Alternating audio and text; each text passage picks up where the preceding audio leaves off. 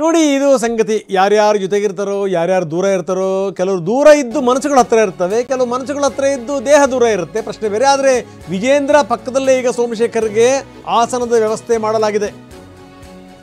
ಹೆಂಗಿದೆ ನೋಡಿ, ಬಿಜೆಪಿ ಅಧ್ಯಕ್ಷರ ಪಕ್ಕದಲ್ಲೇ ರೆಬೆಲ್ ಶಾಸಕ, ವಿಪಕ್ಷ ಮುಖ್ಯ ಸಚೇತಕ ದೊಡ್ಡಗೌಡರು ಅಲ್ಲಿ ಪಕ್ಕದಲ್ಲೇ ಸೋಮಶೇಖರ್, ಶಿವರಾಮ್ ಹೆಬ್ಬಾರ್ಗೆ ಆಸನದ ವ್ಯವಸ್ಥೆಯನ್ನ ಮಾಡಲಾಗಿದೆ. ಇನ್ನು ಆರಂಭಕ್ಕೂ ಮೊದಲು ವಿಜೇಂದ್ರ ಜೊತೆಗೆ ಸೋಮಶೇಖರ್ ಮಾತಾಡಿದಾರಂತೆ. ಇನ್ನು ಸದನದೊಳಗಡೆ ಬಂದು ಈ ಎಕ್ಸಾಮ್ ಬರೆಯೋಕ್ಕೆ ಹಾಲ್ ಟಿಕೆಟ್ ಇಟ್ಕೊಂಡು ಬಂದಿರ್ತಾರಲ್ಲ, ಹಾಲ್ ಟಿಕೆಟ್ ಇಟ್ಕೊಂಡು ಬಂದ್ಬಿಟ್ಟು ಎಲ್ಲಿ ನಂಬರ್ ಹುಡುಕ್ತಾರಲ್ಲ, ಹಂಗೆ ಶಾಸಕರು ಬಂದು ಹುಡುಕಾಡಿದ್ದಿತ್ತು.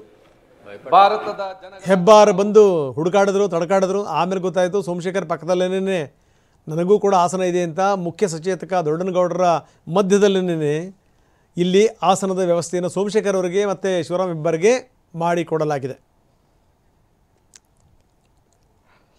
ಇನ್ನು ಕಲಾಪ ಆರಂಭಕ್ಕೂ ಮೊದಲು ಪಕ್ಕದಲ್ಲಿ ಕೂತಾಗ ಮಾತಾಡಿದರೆ ಇರೋಕ್ಕೆ ಸಾಧ್ಯನಾ? ಟಿ ಸೋಮಶೇಖರ್ ಮತ್ತು ವಿಜೇಂದ್ರ ಇಬ್ಬರು ಕೂಡ ಮಾತಾಡಿದ್ದಾರೆ. ಪಕ್ಕದಲ್ಲಿದೆ, ಬಾ ಕೂತ್ಕೋ ಅಂತ STS ಕರೆದ್ರಂತೆ.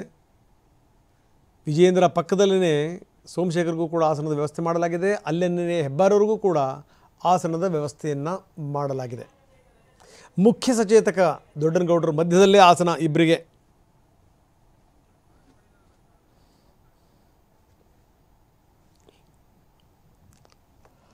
ಸೊ ಇದು ಸಂಗತಿ.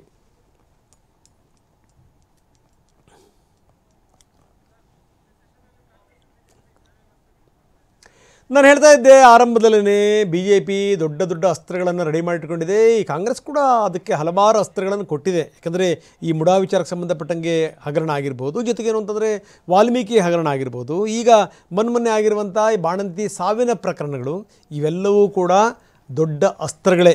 ಇದೆಲ್ಲದರ ಜೊತೆಗೆ ಒಂದು ಬಿಟ್ವಿ ನಾವು, ಈ ಭೋವಿ ಹಗರಣದ್ದಿದೆಯಲ್ಲ, ಅಲ್ಲಿ ಒಬ್ಬ ಅಧಿಕಾರಿನೇ ನೇಣು ಹಾಕೊಂಡು ಸತ್ತೋದ್ರು.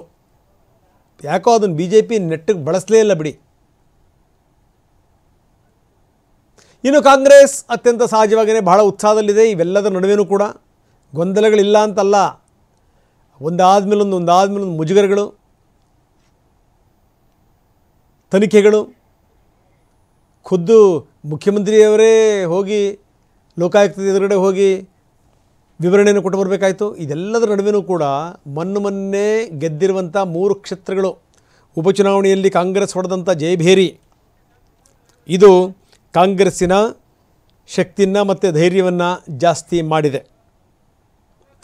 ಬರೀ ಪ್ರಮೋದ್ ಶಾಸ್ತ್ರಿ ನಮ್ಮೊಂದಿಗೆ ಈಗ ನೇರ ಸಂಪರ್ಕದಲ್ಲಿದ್ದಾರೆ. ಪ್ರಮೋದ್, ಭಾಳ ಗಮನಿಸಬೇಕಾದಂಥ ಸಂಗತಿ, ನಾವು ಅದನ್ನೇ ಮಾತಾಡ್ತಾ ಇದ್ವಿ, ಬೆಳಗ್ಗೆನೂ ಕೂಡ ಅದೇ ಸಂಗತಿ ಮಾತಾಡಿದ್ವಿ.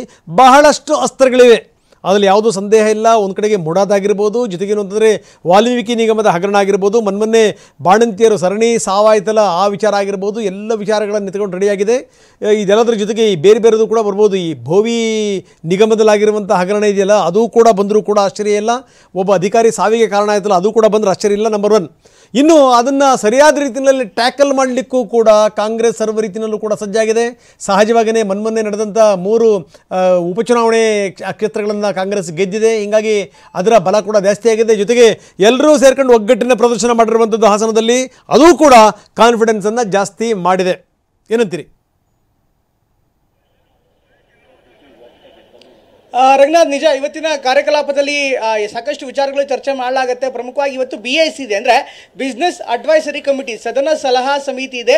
ಈ ಸದನ ಸಲಹಾ ಸಮಿತಿಯಲ್ಲಿ ಯಾವೆಲ್ಲ ವಿಚಾರಗಳು ಚರ್ಚೆ ಆಗುತ್ತೆ ಅನ್ನೋದ್ರ ಮೇಲೆ ಸದನದ ಒಳಗಡೆ ವಿಚಾರಗಳ ಚರ್ಚೆಗೆ ಅಥವಾ ಅದನ್ನು ಪ್ರಸ್ತಾಪಕ್ಕೆ ಒಂದು ವೇದಿಕೆ ಸಿದ್ಧವಾಗುತ್ತೆ. ಇವತ್ತಿನ ಸಲಹಾ ಸಮಿತಿಯಲ್ಲಿ ಈ ಎಲ್ಲ ವಿಚಾರಗಳು ಚರ್ಚೆ ಆಗುತ್ತಾ? ಅಫ್ಕೋರ್ಸ್ ಈಗಾಗಲೇ BJP ಬಳಿ ಸಾಕಷ್ಟು ಅಸ್ತ್ರ ಇದೆ. ಈಗಾಗಲೇ ಸರ್ಕಾರ ಪ್ರಮುಖವಾಗಿ ಈಗಾಗಲೇ ಬಾಣಂತಿ ಸಾವಿನ ಪ್ರಕರಣಕ್ಕೆ ಸಂಬಂಧಪಟ್ಟಂತೆ ಪ್ರಸ್ತಾಪ ಮಾಡ್ತಾ ಅದಕ್ಕೆ ನಾವು ಚರ್ಚೆ ಮಾಡೋದಕ್ಕೆ ಸಿದ್ಧವಾಗಿದ್ದೀವಿ ಅಂತ ನೇರವಾಗಿ ಹೇಳ್ತಿದ್ದಾರೆ.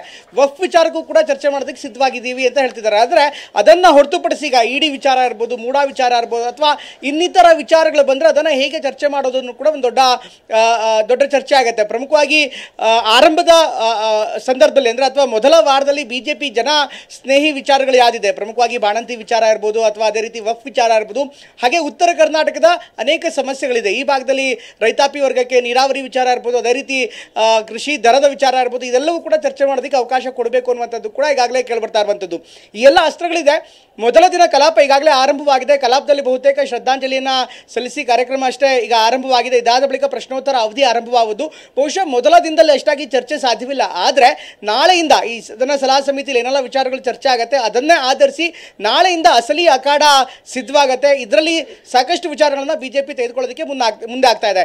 ಈಗ ಸಿಗ್ತಾ ಇರುವಂತಹ ಮಾಹಿತಿ ಪ್ರಕಾರ ವಿಧಾನಸಭೆಯಲ್ಲಿ ಮೊದಲಿಗೆ ವಫ್ ವಿಚಾರವಾಗಿ ನೋಟಿಸ್ ಕೊಡೋದಕ್ಕೆ ಬಿಜೆಪಿ ತೀರ್ಮಾನ ಮಾಡಿದೆ. ಅದೇ ರೀತಿ ಪರಿಷತ್ನಲ್ಲಿ ಬಾಣಂತಿ ವಿಚಾರವಾಗಿ ಪ್ರಸ್ತಾಪ ಮಾಡೋದಕ್ಕೆ ಈಗಾಗಲೇ ತೀರ್ಮಾನ ಮಾಡಿದೆ ಅನ್ನುವಂಥ ಮಾಹಿತಿ ಲಭ್ಯವಾಗ್ತಾ ಇದೆ. ಬಹುಶಃ ನಾಳೆಯಿಂದ ವಫ್ ಮತ್ತೆ ಬಾಣಂತಿ ಸಾವಿನ ವಿಚಾರ ಈ ಸದನದಲ್ಲಿ ಮುನ್ನೆಲೆಗೆ ಬರುವಂತ ಅಥವಾ ಭಾರಿ ದೊಡ್ಡ ಚರ್ಚೆಗೆ ವೇದಿಕೆ ಆಗುವಂತ ಸಾಧ್ಯತೆ ಹೆಚ್ಚಾಗಿದೆ. ಓಕೆ ಧನ್ಯವಾದ ತಮ್ಮೆಲ್ಲ ಮಾಹಿತಿಗೆ.